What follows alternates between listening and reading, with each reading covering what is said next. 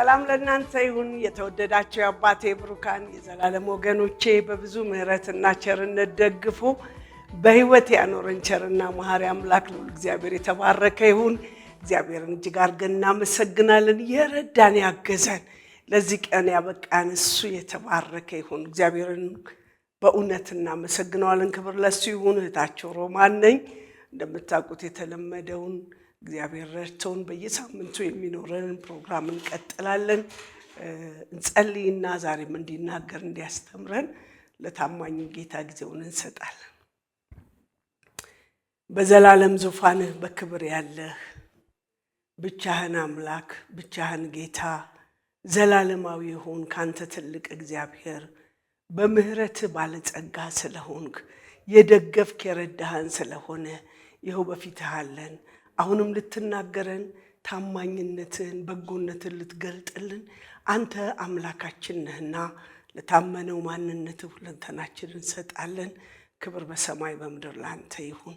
የዘላለም ቅዱስ ሆይ ለኔም ለባሪያዎችህም የመስማትን ኃይል የመኖርን ኃይል እንድትጨምር በስምህ ጸልያለሁ፣ በኢየሱስ ስም አሜን። ክብር ለሱ ይሁን። እግዚአብሔርን እጅግ አድርገን እናመሰግናለን። እንደምታውቁት በሁለተኛ ጴጥሮስ መጽሐፍ ላይ ነው ያለነው። ሁለተኛ ጴጥሮስ መጽሐፍ ምዕራፍ 1 ላይ ነን ያለነው። እግዚአብሔር የተባረከ ይሁን። ብዙዎቻችሁ በስልክ አስተያየት እየሰጣችሁን አላችሁ። በጣም ደስ በሚል ሁኔታ እግዚአብሔር ረድቶን ደግሞ በዩቲዩብ መልእክቱ ይተላለፋል። አሁን ብዙዎች እያመለጣቸው ያለውን ትምህርት ለመቀጠል ጌታ ቢፈቅድ ከአንደኛው ጴጥሮስ ከመጀመሪያው ጀምሮ ያለውን ትምህርት ለመጫን እንሞክራለን። አሁን ግን ሁለተኛውን ጴጥሮስ በዚህ በዩቲዩብ ጀምረናል። በእያንዳንዱ እንትን ያልሰሙ ወገኖቻችን እንዲሰሙ አብረን የእግዚአብሔርን ቃል እንድንሰብክ ለሌሎችም ሼር እንድታደርጉ በጌታ ፍቅር ጠይቃችኋለሁ። እግዚአብሔርን እጅግ አድርጌ አመሰግናለሁ። ብዙዎች እየተጠቀሙ ስለሆነ ልንጠበቅ ካለው ነገር እንድንጠበቅ እግዚአብሔር የረዳንን ጸጋ መካፈል ስላለብን ነው። የሰማይ አምላክ እግዚአብሔር ይባርካችሁ። ስለ ድምፄ ይቅርታ ጠይቃለሁ። በሁለተኛ ጴጥሮስ መጽሐፍ ምዕራፍ 1 ላይ ያለውን ሐሳብ ነው የምናየው። ምናልባት ከቁጥር 2 ጀምሮ ያለውን ባነብ እስከ 8 ጥሩ ነው እላለሁ። መፈልገው ስፍራ ግን ያለው ዛሬ ቁጥር 6 ላይ ነው ያለነው። የተያያዘ ሐሳብ ስለሆነ ባለፈውም ስለተመለከት ነው። አሁን አነባለሁ በጌታ ስም። የመለኮቱ ኃይል በገዛ ክብሩና በበጎነቱ የጠራንን በማወቅ ለሕይወትና እግዚአብሔርን ለመምሰል የሚሆነውን ነገር ሁሉ ስለሰጠን በእግዚአብሔርና በጌታችን በኢየሱስ ዕውቀት ጸጋና ሰላም ይብዛላችሁ። ስለ ክፉ ምኞቱ በዓለም ካለው ጥፋት አምልጣችሁ ከመለኮቱ ባህሪ ተካፋዮች በተስፋ ቃል እንድትሆኑ በእነዚያ ክብርና በጎነት የተከበረና እጅግ ታላቅ የሆነ ተስፋን ሰጠን።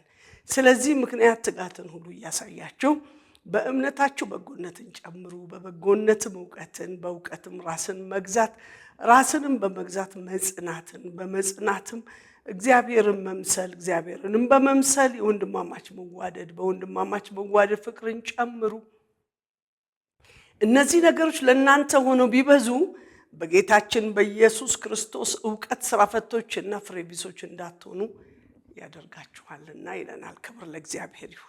እግዚአብሔርን እናመሰግናለን። ባለፈው በተለይ የተመለከትነው እየደገምን ያየነው እግዚአብሔር አምላክ በፊት ከነበርንበት ከክፉ ምኞት ከዚህ ዓለም ክፉ ምኞት አምልጠን በዓለም ካለው ክፉ ምኞት አምልጠን የእግዚአብሔር መለኮታዊ ባህሪ ተካፋዮች እንድንሆን፣ ያ ማለት መለኮት እንሆናለን ሳይሆን እግዚአብሔርን ወደ መምሰል እውነት የሚያመጣ የጽድቁ ጉልበት በእኛ እንዲገለጥ ተመርጠን ተጠርተናል፣ ልጅ ሆነናል። ከሁሉ በላይ በጣም ደስ የሚለኝ በዮሐንስ ወንጌል ምዕራፍ 1 ላይ ያለውን ሁሌ ብናገረው ደስ የሚለኝ ለተቀበሉት በስሙ ለሚያምኑ የእግዚአብሔር ልጆች የሆኑ ዘንድ ስልጣን ሰጣቸው ይልና ዮሐንስ ወንጌል ምዕራፍ 1 ቁጥር 12 ላይ 13 ላይ ሲመጣ እነዚህ ልጆች እንዲሆኑ ስልጣን የተሰጣቸው ከዚህ ሰዓት ጀምሮ ከእግዚአብሔር ተወለዱ እንጂ ከወንድ ፈቃድ አልተወለዱም ብሎ ይዘጋዋል።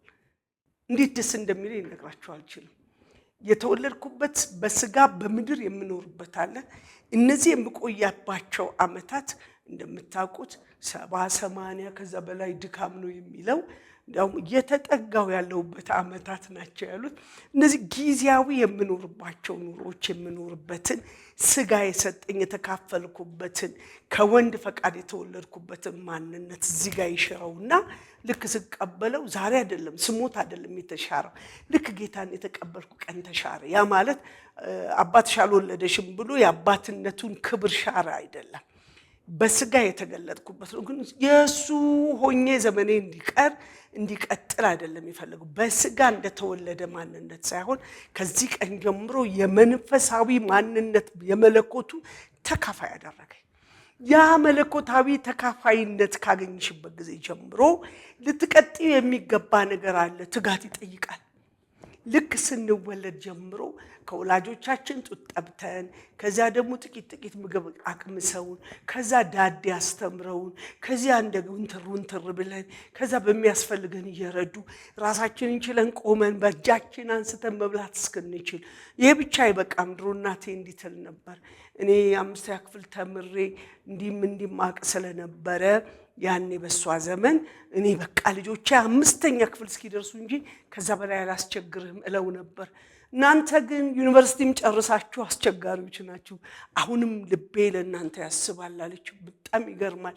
እንግዲህ እነሱ ይህንን ነው፣ እነሱ ሳያቋርጡ ይተጋሉ እኛን ለማሳደግ።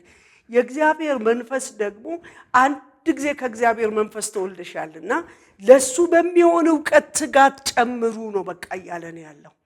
እና ምን ያክል እየተጋን ያለ ነው እንግዲህ ጌታን አወኩ ካልኩበት ጊዜ ከነዚህ 40 ምናምን ዓመታት ጀምሮ ምን ያክል ትጋት ተግቻለሁ ነው። እናንተ ዛሬ ምናልባት ትላንት ጌታን ተቀበለ ቢሆን ከትላንት ይልቅ ታደርገው የነበረውን እየተው ዛሬ አድርግ። ዛሬ እንዳደረክ አይደለም የሚቀጥለው ከኔ በጣም የምትበልጡ አባቶች እናቶች እንዳላችሁ አውቃለሁ። ግን ከመጀመሪያው ቀን ይልቅ ትጋታችሁ እየጨመረ ነው የሄደው ወይንስ እያሽቆለቆለ? ይሄን እንድታውቁ ነው በጣም የነገረን ያለ። የዛ የመለኮቱ ባህሪ ተካፋይ ለዘላለም ወደምንኖርበት ማንነት ለመሻገር ትጋትን አሳዩ ይለናል። ስለዚህ ምክንያት ትጋትን ሁሉ እያሳያችሁ በእምነታችሁ ላይ በጎነትን ጨምሩ። እንግዲህ ትጋታችሁ በእምነታችሁ ላይ ይሁን። በእምነታችሁ ትጉ። በእምነት ቀን በቀን ትላንትና እኔ እኮ በቃ አምኜ ስጸልይ እንደዚህ ሆኖልኛል ብለን የምንናገረው ታሪክ ያለን ሰዎች እኮ አሁንም ያው ነው እግዚአብሔር። አሁንም ካንተ የሚጠበቀው ካንቺ የሚጠበቀው በእምነት በትጋትሽ ነው። ደግሞ በጎነትስ ያለኝን ስሰጥ እንዲያርጌ ምላሽ እየጠበቅን የጎደልን የሄድን ሰዎች አይደለም። ይህ የመለኮቱ ባህሪ ተካፋዮች ሆነን እንድንቀጥል የሚያደርግ ልካችን አይደለም። እነዚህ የቀኑ እየጨመሩ የሚሄዱ ናቸው። ጨምሩ፣ በጎነት ማድረግን ጨምሩ። መሳሳትና ስግብግብነታችሁን አስወግዱ። ከዛ እስከ በጎነት ላይ ደግሞ ራስን መግዛት ይጨመርላችሁ። ምናልባት ስሜትን የሚቀሰቅስ እጅግ በቃ ካላችሁበት የሚያወጣ ቁጡ የሚያደርግ የተዋችሁትን የሚቀሰቅስ ነገር መጥቶ ቢሆን አይደለም። የሄዳችሁ ያለበት እርምጃ እጅግ ትልቅ ስለሆነ ራሳችሁን ግዙ እያለናለን። እግዚአብሔርን በማወቅ በመትጋት ራስን በመግዛት እየጨመርልን ተጋይ ዕውቀትን ትላንት ያወቅነው ዲግሪና ማስተሬት ይዘን የሚደመደም ጉዳይ አይደለም። እግዚአብሔር በዛ አይነት በሰውኛ ዕውቀት ፕሮፌሰር ስለሆነ አውቀን አንጨርሰው። እንዲያውም ሲጠፋባቸው ያየዋቸው ብዙ ሰዎች አሉ።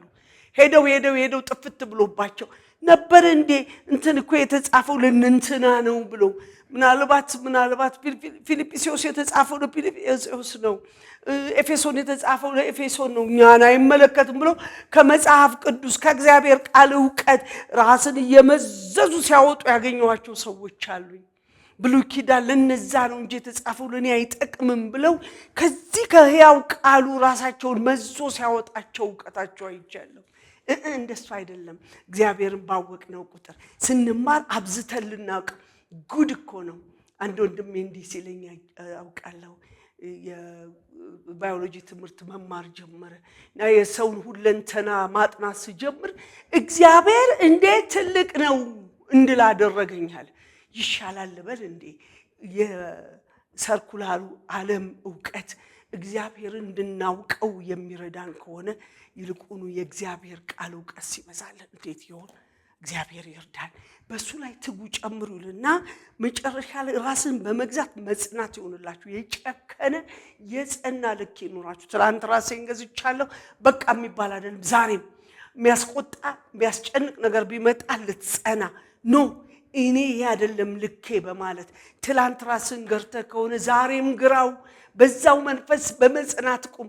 ምናልባት ደግሞ ትዕቢትንና ክብርን አላብሰው ሆታ ብዝተው ጭብጨባ ብዝተው ከፍታ ሆኖ ቢሆን ሰብሰብ እንድትል በጽናት እግዚአብሔርን በመፍራት የምትመላለስ ከሆነ ራስህን ትገዛለህ እንጂ የተጨመረልህ በሙሉ ከፍ አያደርግም። ታስታውሳላችሁ እነ ጴጥሮስ እንዲሆንላቸው ይላል የአበባ ጉንጉን አምጥተው አደረጉላቸው እና ደግሞ በቃ እናርድላችኋለን አሉ። በቃ እናንተ እንዳማልክት ናችሁ፣ አማልክት ስጋ ለብሶ ተገልጧል ብለው አሏቸው። ደስ ይላል። ክብር በዛላቸው። ከሌሎች ተለዩ። የአበባ ጉንጉን አገኙ። በእነሱ ስም ሊበላ ሊጠጣ ነው። ከበሮ ጭፈራ ሊሆን ነው። ደስ ሲል እንደሱ አላደረጉም። ራሳቸውን ገዙት። ይሄ የኛ ክብር አይደለም፣ እኛ እንደናንተ ሰው ነን አሉ። እሱ ብቻ አይደለም፣ ያቺ በመንፈስ የተያዘች ሴት እነዚህ የልዑል አምላክ የእግዚአብሔር ባሪያዎች ናቸው ያች እየተከተለች ስሟቸው ትላለች። ደስ ሲል ያለችው እኮ ስሟቸው ነው። ይህ እንዲህ ሊሆን አይገባም። ልካችንን እናውቃለን። ይህ ከመንፈስ የተነሳ ነው። ምን እንዲያደርግ በትዕቢት እንድንወድቅ ሌላ መንገድ አዘጋጅቶ ነው። ስለዚህ ራሳችንን ልንገዛ ይገባል። በዚህ ደግሞ እንጸናለን። ትላንትና እምቢ ያልነውን ዛሬ ለምን ይሻልን? ትላንትና ኃጢአት ነው ካልን በኋላ መጽናት ለምን አቃተን? ለምን መጨከን አቃተን? ዛሬ ለምን ተፍረከረክን? ዛሬ ለምን እንግዳ ነገር አገኘን? ዛሬ ለምን ቆምን? ስሙኝ የተወደዳችሁ ወገኖቼ፣ መጽናት እያቃተን ትላንትና የነበረው እኛ እኮ ድሮ እየወጣን መሰክር ነበር። ድሮ እኮ ስንጸልይ የኛ እኮ ድሮ እኮ ጉልበታችን አው ነበርን። እና ታዲያ ዛሬ ምን ወሰደው? እግዚአብሔር ሰፈር ቀየረ። የአምልኮ ልኩ ተለወጠ። የጸሎት ልክ ተቀየረ። ቃሉ ተለወጠ አልተለወጠም።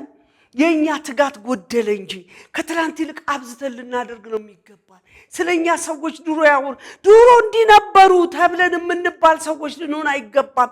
እንዲያውም አብዝተው ጨመሩ። በፊት ከነበረው ይልቅ ዛሬ ጨመሩ። መተው ሲጎበኙን የጨመርን ከኛ አንዳች ቢፈልጉ ጨምረን የምንሰጥ ቅንነታችንን፣ በጎነታችንን፣ ቸርነታችንን፣ መልካምነታችንን በመጡ ቁጥር እሱን ሊገልጡት ሊያዩት ይገባል። ለዚህ ነው ጴጥሮስ እያስተማረ እየተናገረ እናንተ እኮ እንደነዛት እንድትሰናከሉ ለዚያ የተመደባችሁ አይደላችሁ፣ የመለኮቱ ባህሪ እንድትሆኑ የተጠራችሁ ናችሁ። ስለዚህ ሊጨምሩ ነው የሚገባችሁ። ለምን? የእግዚአብሔር የክብሩ መገለጫ ናችሁ፣ የጽድቁ መገለጫ ናችሁ። በምድር ሳላችሁ ስለሱ መልካምነት ልትናገሩ የተመረጠ ትውልድ፣ የንጉሥ ካህን፣ ቅዱስ ሕዝብ፣ ለርስቱ የተለየ ወገን ናችሁ። ወገን ያልነበራችሁት ወገን አድርጓችኋል። ታዲያ ይህ ወገን የሆናችሁበት ድሮ ወገን ነበራችሁ የሚባል አይደለም። ሕይወት ቀን በቀን ልንጨምሮ የሚገባ ነው። ስለ ነፍሳት ጥባት ነበራችሁ።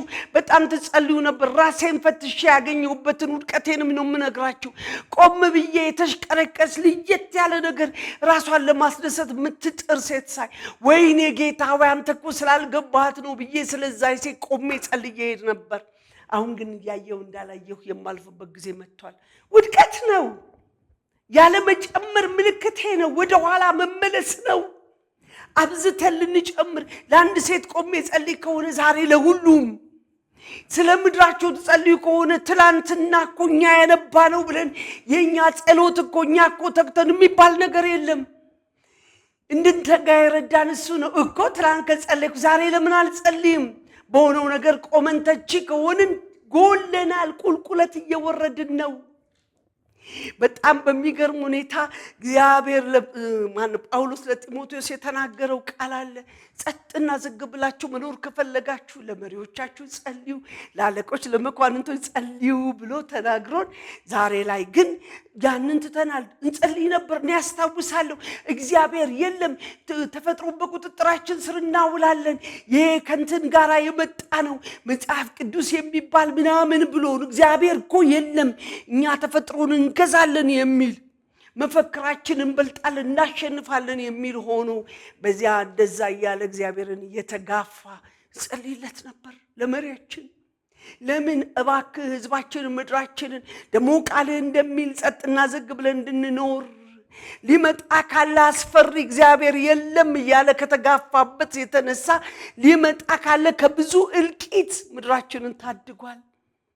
ምክንያቱም እግዚአብሔር ረድቷቸው የጸለዩ ሰዎች እኔም ከነሱ ጋር ተታክኬ ጸልዬ ያውቃለሁ። ያ ታዲያ እንጸልይ የነበርን ሰዎች ያ የለም ሲለን ስንጸልይ የኖርን ሰዎች ፈጣሪ እግዚአብሔርን ይባርክ እየተባለ ጸሎት ለምን ተከለከልን ስንል እንግዲያው እኛ የጎደልነው ጉድለት አለ፣ ትጋት አቅቶናል። ለዚያ ሰው እንደጸለይን ቀጥለላለ ልንጸልይ ቀጥለን ልንጸልይ። ምክንያቱም ምድሪቷ ጸጥና ዝግ ብላ እንድትኖር እኔ በምጸልየው በመለምነው አባት አለኝ የሚሰማ፣ ወዳጅ አለኝ የሚመጣ፣ ጌታ አለኝ የሚሞግት የሚዋጋ። እሱን ይዤ ነው እኮ ስጸልይ የነበረው። ሲሟገት እኮ አይተናል። መቼም ሁላችሁም ያው ምስክሮች ናቸው።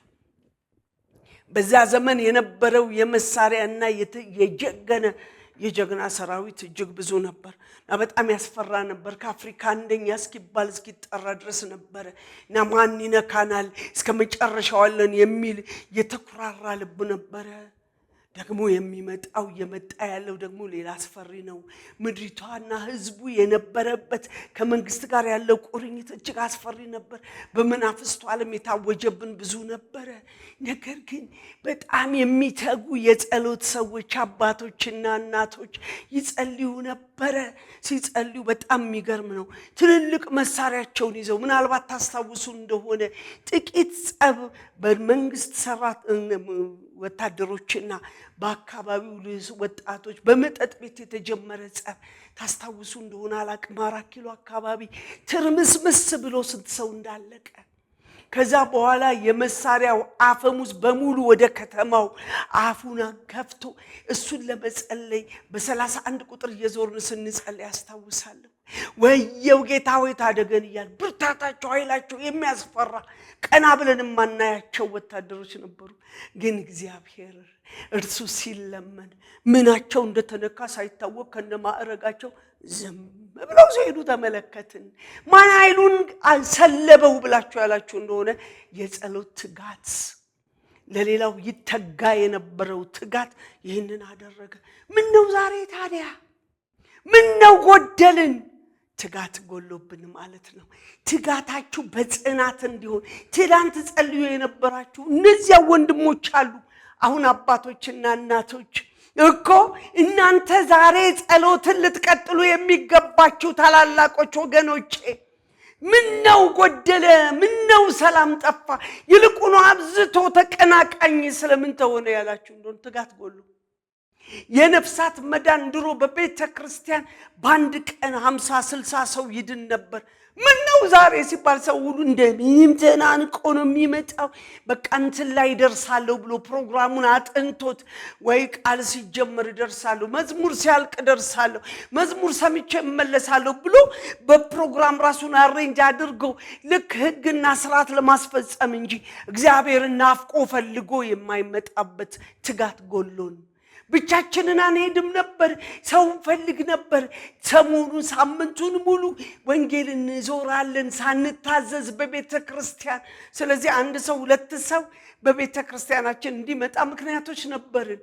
ስለዚህ ነው የነፍሳት ጥሪ ሲደረግ ግር ብለው የሚነሱ የምናገኘው። ቀድመን እየሰራ ነው ትጋት ነበረን። አሁንስ ሲባል የለም ያ ትጋታችሁን ጨምሮ አጽኑት።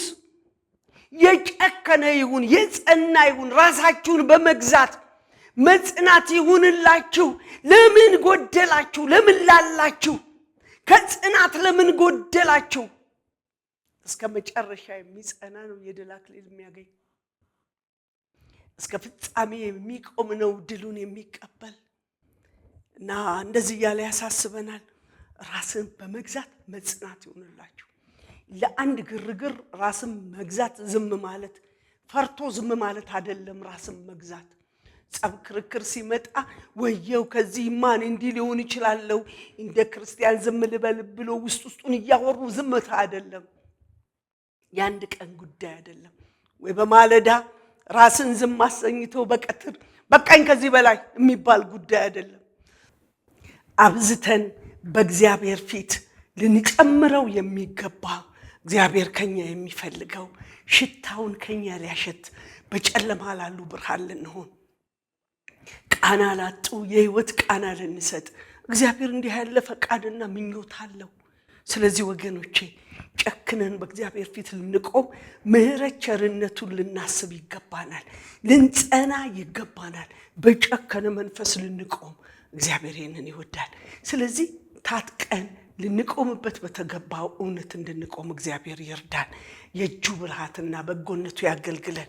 እናንተ የተወደዳችሁ ወገኖቼ ይህንን ልበል፣ ምክንያቱም ቀጥሎ ያለው ርዕስ ትልቅ ስለሆነ እግዚአብሔርን መምሰል ደግሞ ትልቅ ርዕስ ነው።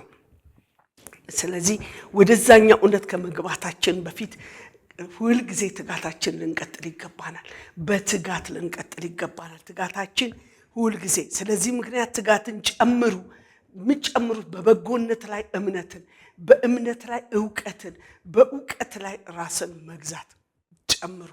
በእነዚህ ስንጨምር ደግሞ ሌላ አለ፣ እግዚአብሔርን መምሰል። ስለዚህ ወደዛኛው ርዕስ እንዳልፍ አልፈለኩም። በጭካኔ ልንጸና እንደተገባ ልንጸና ይገባናል። ካንተ የሚጠበቀውን ካንቺ የሚጠበቀውን አድርጊ።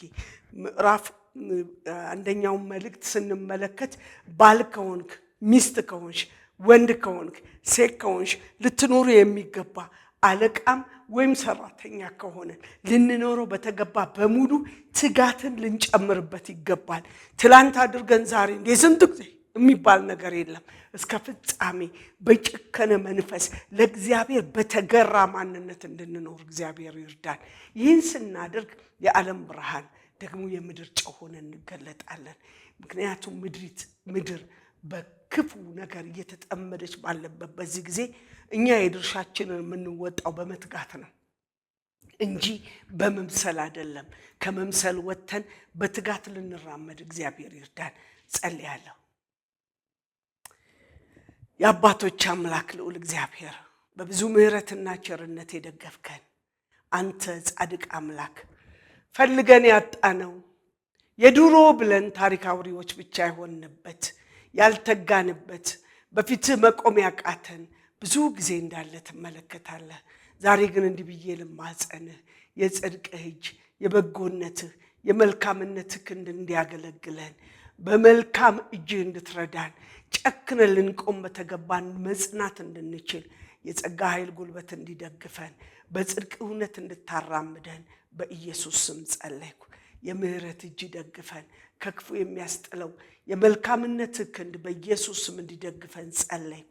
ዛሬ ተብሎ ሲጠራ የአምላክነት ክንድ የአባትነት ክንድ ለኔና ለባሪያዎችህ ያግዘን። እግዚአብሔር ሆይ ትላንትና ተለማምደነው ዛሬ ሩቅ የሆነብንን ያወቅን መስሎን የወደቀብንበትን ነገር እምነት ያጣንበትን ነገር ታያለ። ጴጥሮስ እኮ አንተ ከሆንክ እንግዲያው ጥራኝ አለ። አንተ ስትጠራ መራመድ እንደሚቻል ገብቶት በውሃ ላይ መራመድ ጀምሮ እኮ ነበረ። ነገር ግን መቀጠል አልቻለም። ምክንያቱም በዙሪያ ያለውን አይቶ መስጠም ጀመረ። ጮህትን ባሰማ ጊዜ ደገፍከው። የዘላለም አባት ሆይ መጮህ እንኳን አቅቶናል። እየሰጠምን እየገባን ጀምረናል እኮ የጀመርነውን መቀጠል አቅቶን ጌታ ሆይ እየሰጠምን መጣራት አቃተን። በፊት መጸለይ አቃተን። ጸጋ አቅም ጉልበት እንድጨምርልን በጽናት መመላለስ እንድንችል በትጋት መራመድ እንድንችል ኃይልህ እንዲያግዘን በስምህ ጸልያለሁ። በምድራችን በኢትዮጵያ በኤርትራ ምድር የጽድቅ እውነት ይደግፈን እባክህን። እግዚአብሔር አምላክ ሆይ የዓለም ብርሃንና የምድር ጨው እንደሆንን የምንገለጥበትን ትጋት ለእግዚአብሔር ላንተ ቤተሰቦች እንድትጨምርልን በስምህ ጸለይኩኝ። የምህረት እጅ ደግፈን። እኛ እየተጠበቅን ምድር እየጠበቀችን ያለንበትን ልክ ታውቃለህ። በምህረት ደግፈን ብዬ ጸለይኩ። የክፋት እጅ አመፃ ጉልበት ይከልከል። የምህረት እጅ ያግዘን። ክፉ በስም ሰይፍ እሳት ይበላ። ምድራችንን ኢትዮጵያን አቤቱ ለመሪዎቿ ዕውቀት ጥበብ ማስተዋልን ከትላንት ይልቅ ጨምረህ እንድትሰጥ ደግሞም እግዚአብሔር አምላኬና መድኃኒቴ ሆይ ከፊታችን ያለውን ምርጫ የዘላለም አባት ልዑል እግዚአብሔር አንተ ጌታ ነህ። የጀመርከውን ሥራ የምድሬን ከፍታ ለማጠናቀቅ የሚመጥኑ ሰዎች ከላይ እስከ ታች አንተ ያልካቸው ሰዎች እንዲመረጡ በስም ጸልያለሁ። የቀማኛው የክፉ እርምጃ በስም ይከልከል። አቤቱ እግዚአብሔር የመረጣቸው እስኪያልፉ ድረስ ሞዓባውያን ጠላቶቻቸው በሙሉ እንደ ድንጋይ ዝም አሉ እንደሚል የጽድቅ እውነት መከወን እስኪችል ድረስ አመፃንና ክፋትን የጸነሱ በሙሉ ዝም እንዲሉ ማለፍ እንዲሆን በመካከል ማለፍ እንዲሆን እንድትረዳን በስም ጸልያለሁ። በኤርትራ ምድር ሰላምና ምሕረት ይግነን። በመልካም አስበን እጅ በኃይል ትደግፈን ብዬ ጸለይኩኝ። በነገር ሁሉ ክበር ሕያውና ጻድቅ በሆነው በልጅ በኢየሱስ ስም ጸለይኩ። አሜን። ክብር ለእግዚአብሔር ይሁን። አንድ ነገር ጨምሬ ላሳስባችሁ። ይህንን ትምህርትና መልእክት ለሌሎች እንዲደርስ ምናልባት ለሌሎች ደግሞ ሰምተው ልፍ ሊሉ ይገባል የምትሉትን እንድታስተላልፉ በጌታ ፍቅር እነግራቸዋለሁ። ጌታ ኢየሱስ ይባርካችሁ። በዩቲዩብ የሚተላለፈው መልእክትም ደግማችሁ በተሰሙት ትምህርት እንዲሆን አስተያየታችሁን የትኛውንም መልእክታችሁን በዛም ማስተላለፍ ትችላላችሁ። የሰማይ አምላክ እግዚአብሔር ይባርካችሁ። እግዚአብሔር አምላክ ምድራችንን ኢትዮጵያን የኤርትራን ምድር ይባርክ። ኢየሱስ ያድናል።